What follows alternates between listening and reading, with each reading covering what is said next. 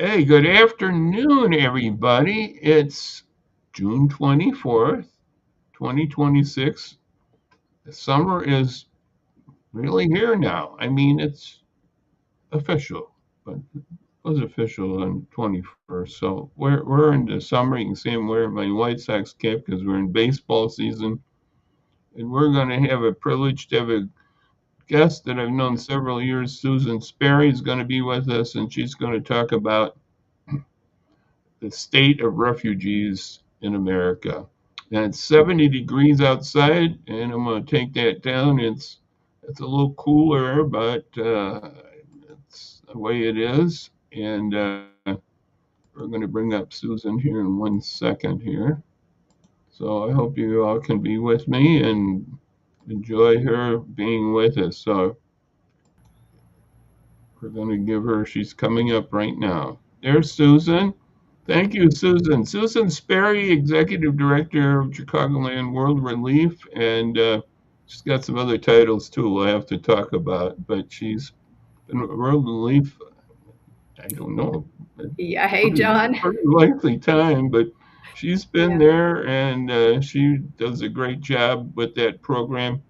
So, Susan, how thank you you, been John. doing, and what's the new job you have? What's that other job you're going to be doing?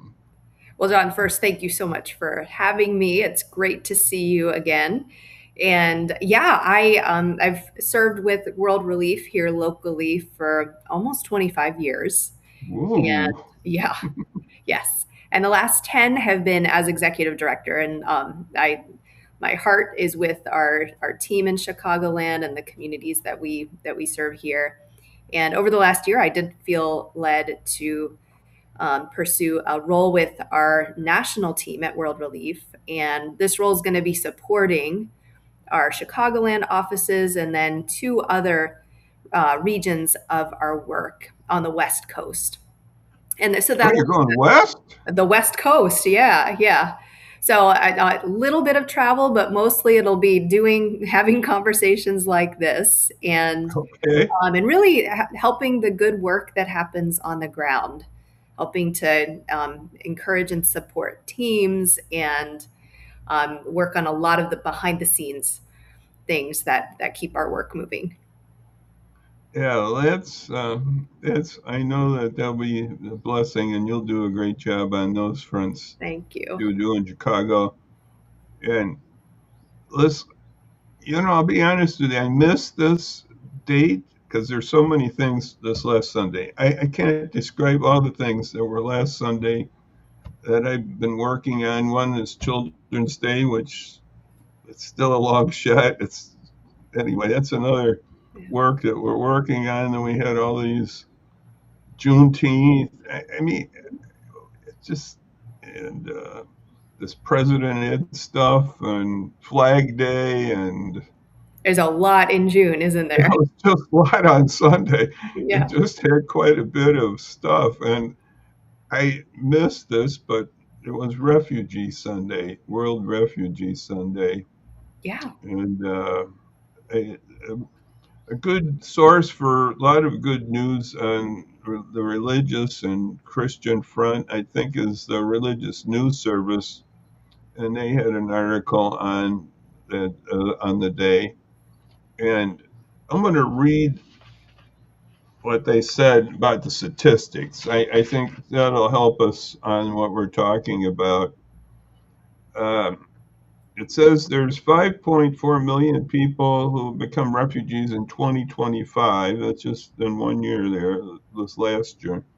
And globally, totally ellipsing more than 35 million refugees. So there's, Yeah. that's building on some more refugees, not including the 69 million internally displaced people. That's like refugee in your own country, like Yeah.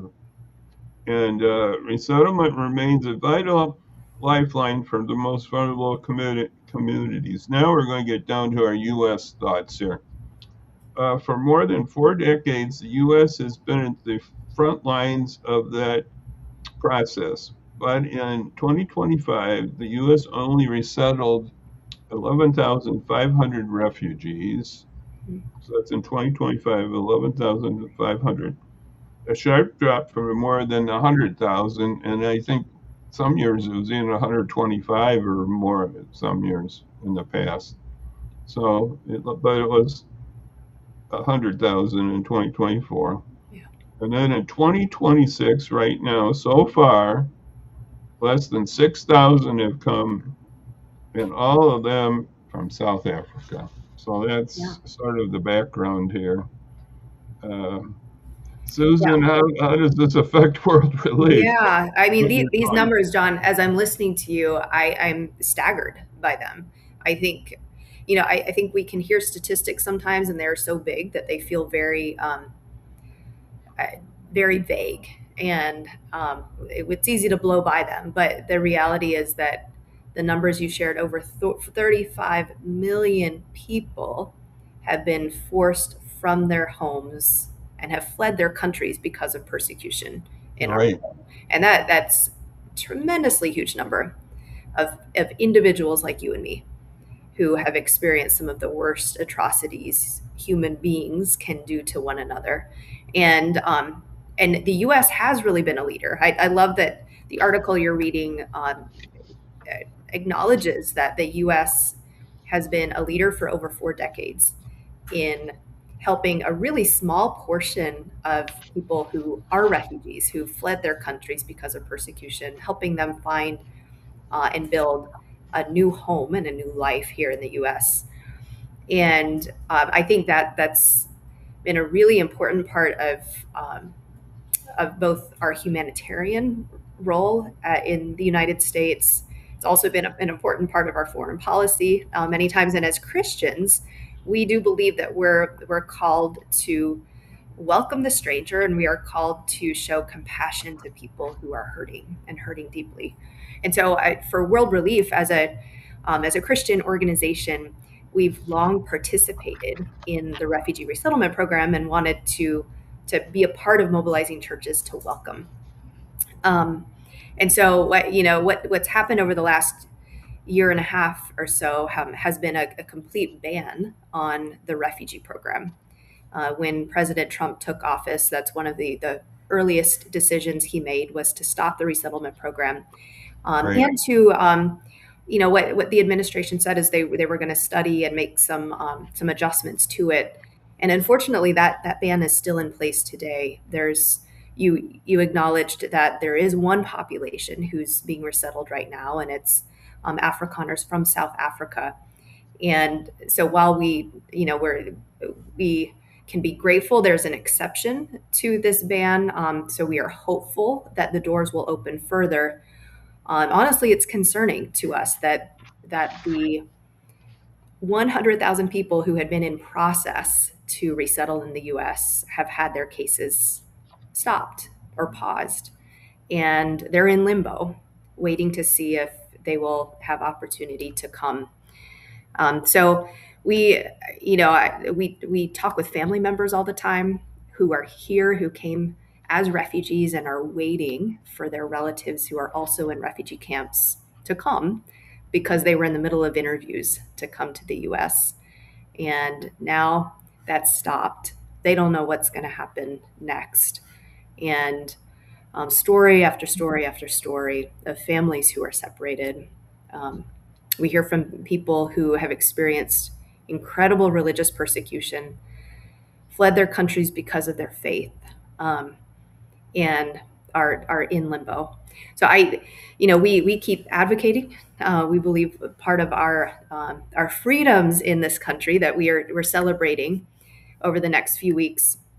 Our freedoms are to tell our government what we believe they should do, and we encourage people to do that. People who care about refugees, who want to be able to welcome refugees from around the world, to call their representatives and tell them to reopen the doors to the full resettlement program. Yeah, that's, I think you alluded to it, but a lot of the refugees that are waiting, I guess the word is waiting, Yeah.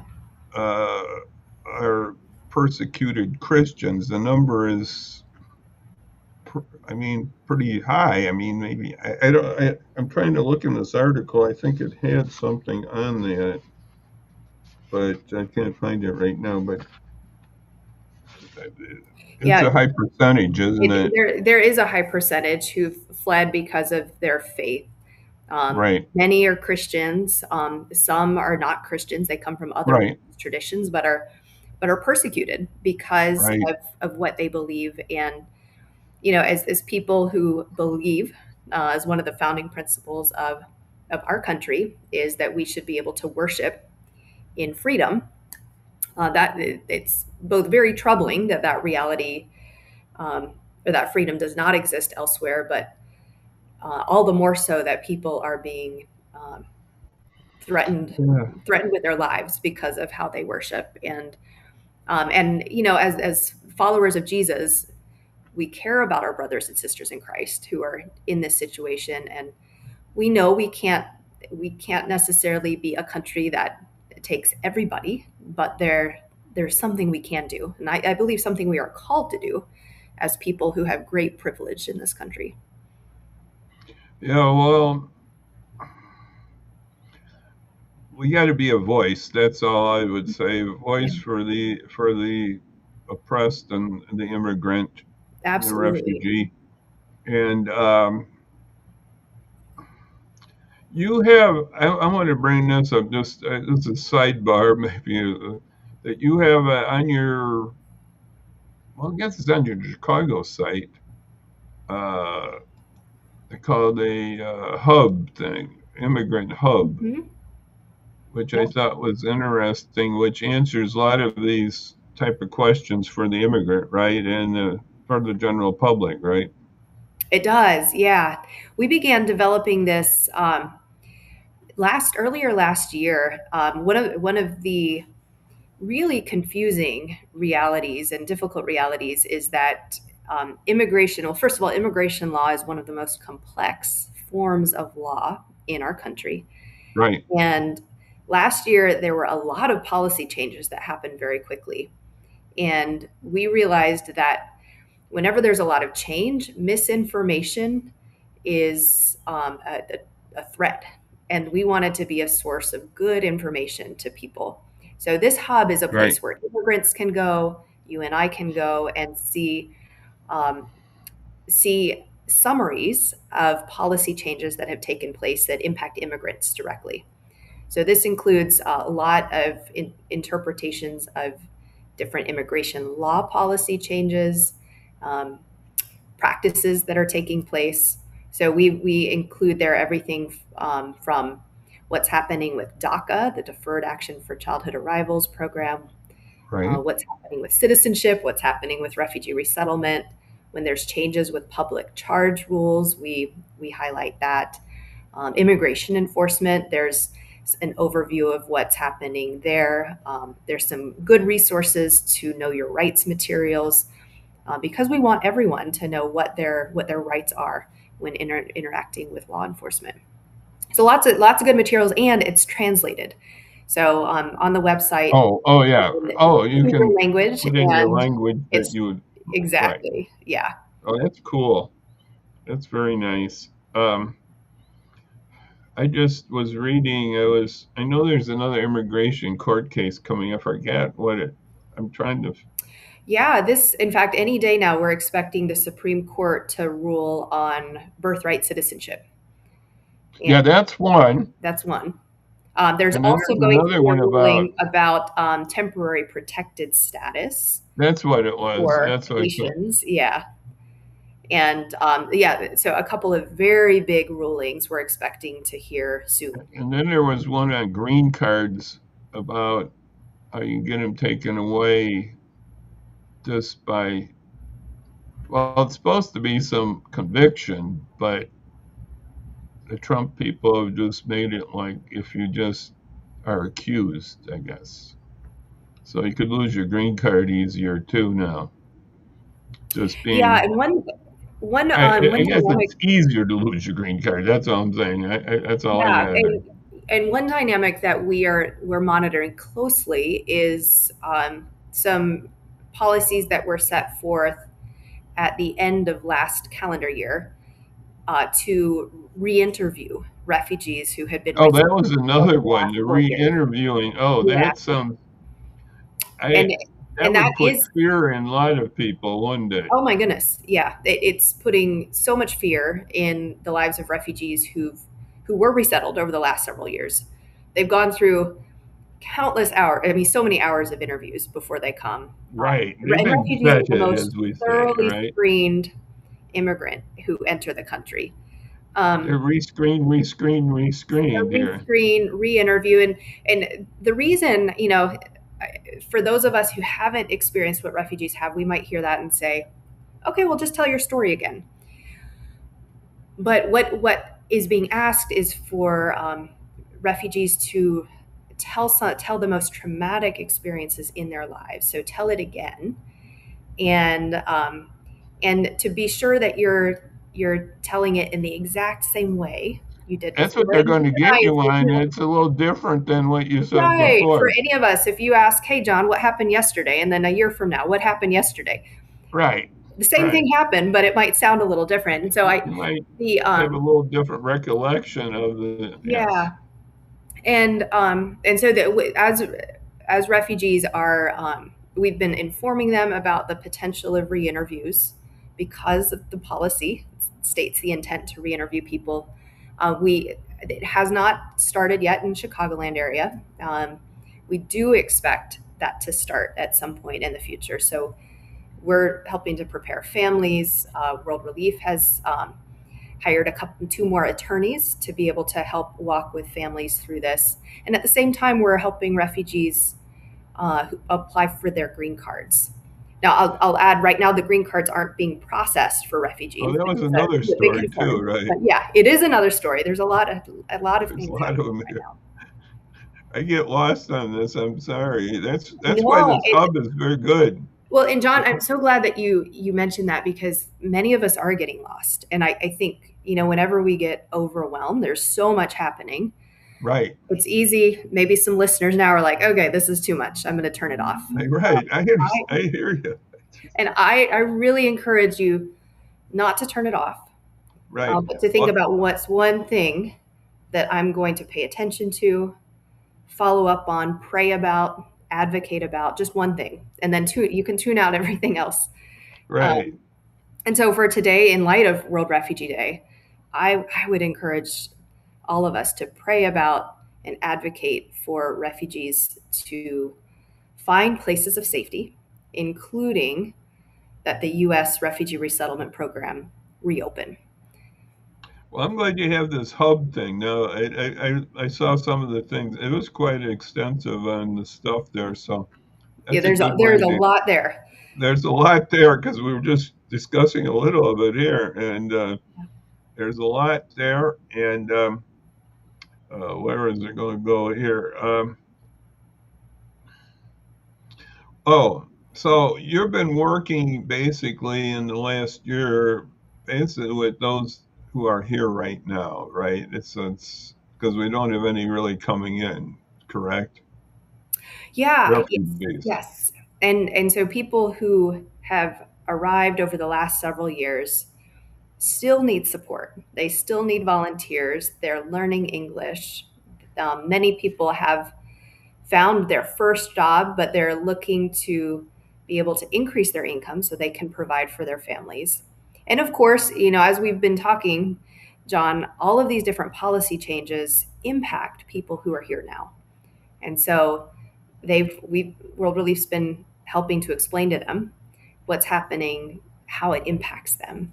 I think one of them was the Haitians. I forgot they had us this on this cart thing. I think they're one group, right?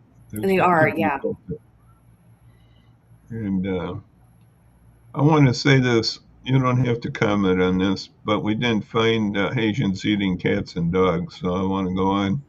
That did not happen. Uh, that was, No, and I mean, that was a downgrading. That was dehumanizing people, and we don't want to do that. we don't know. Every human being is made in God's image, and That is a when we key begin to get to know point. each other and talk to each other honestly, it we see that is, there's not too much difference between us. Culture might be different. We might have been born in very different places, and yet we find that we want yes, similar things yes. in life.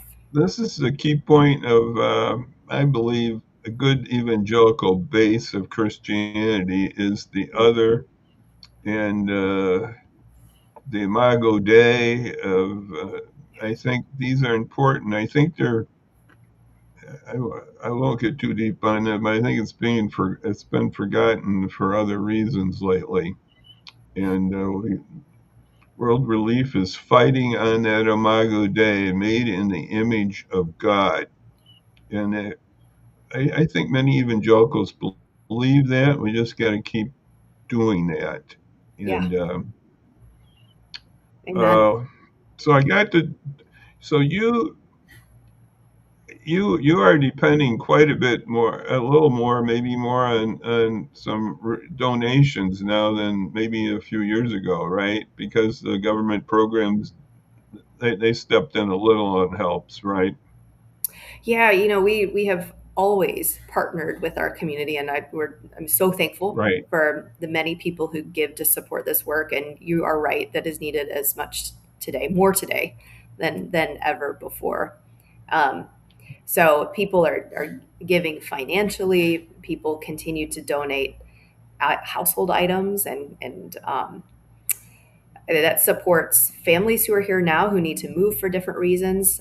It supports any newcomers who are coming, and yeah, we're so thankful for our community and Yeah, volunteering. the volunteers. I know you have volunteers doing very many different things, and I was a World Relief volunteer. Maybe You that were. was 10, 15 years ago. Though I was on the civic side for the citizenship program, which is really an awesome thing. And Yeah. I really appreciated that and the people that were involved and from all over the world trying to get their citizenship. And that was a nice program. And so there's many things that we can help out for World Relief. One is to donate. I got the donate down there at the bottom. And I'm gonna I'm gonna back up here, Susan. I'm gonna throw out something that I throw out every so often. I just thought about this. I have a special setup here for this. It's call your congressman. Now here's all the numbers. Right. I've done this before. You can see all the numbers here, but this is the idea. We got Bill Foster and Lauren Underwood here in the western suburbs, and of course we got our Dick Durbin and Tammy Duckworth. And Durbin's been pretty, I would say, pretty strong on immigration. He's going to be leaving though, so it's going to be a little gap there on immigration issues. He's been pretty good on those. And then the bottom one there is to track your Congress member if you don't know who it is. Yep. And That's so that's in a day. What would you suggest to say that we up the refugee number? Would that be the big thrust, or what other thrusts are you thinking to call when you would call the congressman or senator? that's a great question. I want to suggest. Ooh, let me suggest three. The first is to reopen the refugee resettlement program. Okay, Now that authority is entirely with the president, but our representatives can influence the president. So let's ask our representatives to do all that they can to hmm, reopen refugee resettlement. The second right, is to keep the unity of the family. So, right now, with the way that immigration enforcement is happening, families are being separated. People are not being given due process under the law. And we want, as a Christian organization, we believe strongly that that the integrity of the family needs to be honored. So we ask the government to carry forth their work with an eye to keeping families together. And and to stop separating families. So that's second, and then third, with the refugee re-interviews, we urge the government um, to uh, resume processing of green cards for refugees and to stop the policy of re-interviewing, or of mass re-interviewing, and and so those are three areas. There's many areas people might want to advocate about. Right, I understand. Those are three. We've talked about how many areas there are here in this Yeah. topic. Yeah, so I just wanted to bring that up, and I just want to thank you for joining me here and pray for world relief and Susan and the work she does, and so much here. And oh, I read that there was it 300 to 400,000 refugees. I forgot the exact number that World Relief has worked with over the last, I guess, 75 years or how no, maybe the last Yeah. 50. I forgot the years, but since Yeah, you've and been doing this, World Relief is in our history of, like, ooh, goodness, I believe 85 years. We have worked with hundreds of thousands of refugees, both people who arrived to the U.S., but also refugees in refugee camps overseas. right? And Oh, I forgot about that. That's another yeah, point that you, yeah, yeah, that's I. If maybe next time we can share a the little about what's overseas happening right aspect now in of the refugee camps. refugee Yeah, situation. yeah, Yes, yeah. Some powerful work happening, and a lot of need, and a lot of need for prayer and for support that refugees have right now, who are stuck in camps. And yet, to answer your question about refugees here, we have welcomed refugees in this area since the late 1970s, and the numbers and the tracking gets a little tricky earlier in the 80s, but right around 30,000 refugees have been resettled okay. in the Chicagoland In the area. Chicagoland area. Yeah, Okay.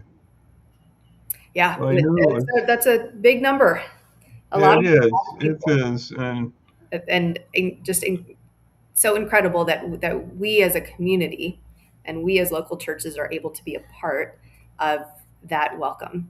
And yeah, refugees are like that.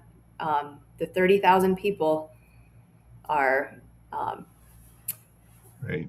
attending churches, schools, working, have started businesses, and our community is truly made up of people from around the world. So you can be with other people from other cultures Hmm. coming right to our door, Yeah, and yeah, that's as a Christian person, you could say you can be a missionary right here. I mean, well, we always are, but we don't have to go overseas to see other cultures. They come right to our door, that. and That is and true. And we have the joy of seeing many people from other cultures who feel called to be a missionary here. And that is part of their journey, even through being right. settled, Well, they're doing World Relief has done so here. many things. I remember going to some of these meals you've had, different country meals, and done so many things to try to assimilate us all together as a body and as we said, made in the image of God. Thank you so much, Susan. And I'm just going to give one quick reminder. I'm going to throw this up. I won't throw up my gas price thing. I have that, but we'll skip that right now. But just I'm going to bring this up. This is Men That Cook. That's this Saturday, and I want you to come on out and support that. Our clergy group is doing that, and anyway, I'm not into the barbecue, but I take pictures. But anyway, that's in the afternoon from 11:30 to 4:30. Men That Cook, and oh, who cook, I should say. And that's not me, really, I guess. So, Susan, I thank you for coming by and visiting Thank you so much, John. on It's been an this. honor. Let me see, where did that go? And one second. On Friday, we're going to have State Representative Barbara Hernandez is going to be with us at 5. So she's going to tell us what's happening down in Springfield. We'll find out a lot of different things happening there.